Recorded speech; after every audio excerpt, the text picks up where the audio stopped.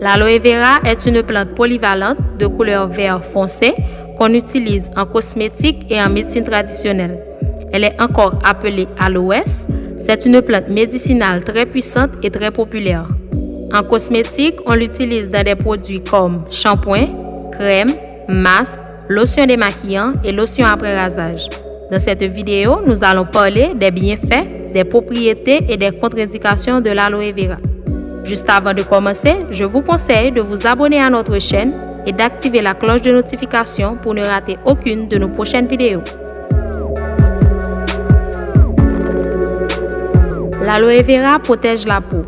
Elle possède des propriétés cicatrisantes et anti-inflammatoires qui protègent votre peau des coups de soleil qui sont généralement caractérisés par des rougeurs et des démangeaisons.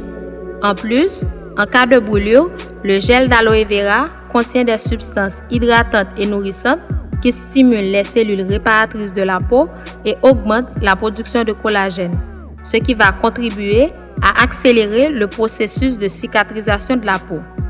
Grâce à ses propriétés antimicrobiennes, le gel d'aloe vera va former une couche protectrice sur les plaies et sur les irritations, ce qui réduit considérablement le risque d'infection.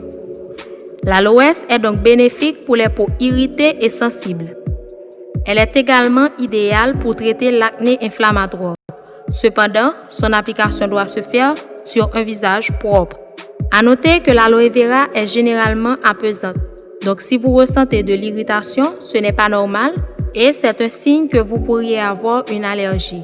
Dans ce cas, il faut cesser toute utilisation. L'aloe vera est souvent utilisée pour renforcer le confort digestif.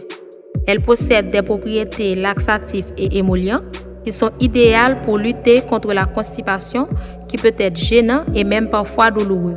L'aloès est aussi un remède efficace pour soulager les brûlures d'estomac et faciliter la digestion. Elle contient également des fibres qui contribuent à améliorer et à hydrater le bol alimentaire. Cependant, il est déconseillé de consommer l'aloe vera sur une longue période car elle fait partie des laxatifs stimulants et ces laxatifs stimulants peuvent devenir irritants en cas d'excès. L'aloe vera est très bénéfique en cas d'herpès génital parce qu'elle permet de soulager la douleur, de réduire l'inflammation et de guérir les lésions cutanées causées par cette infection virale. L'aloès peut également stimuler votre système immunitaire, ce qui est très favorable en cas d'herpès génital. L'aloe vera stabilise la glycémie. La consommation d'aloe vera aide à réguler le taux de sucre dans le sang. Accompagnée d'une alimentation saine et équilibrée, l'aloès aide à maintenir le diabète de type 2 sous contrôle.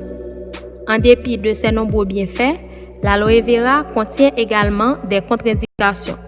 Par exemple, les femmes enceintes et les jeunes enfants doivent éviter toutes les formes orales d'aloe vera.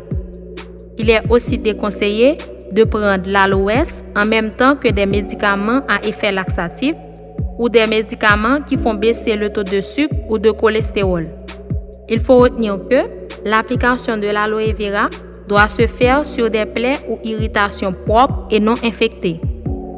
Si vous avez l'habitude d'utiliser l'aloe vera ou si vous connaissez d'autres vertus de cette plante, dites-le nous en commentaire.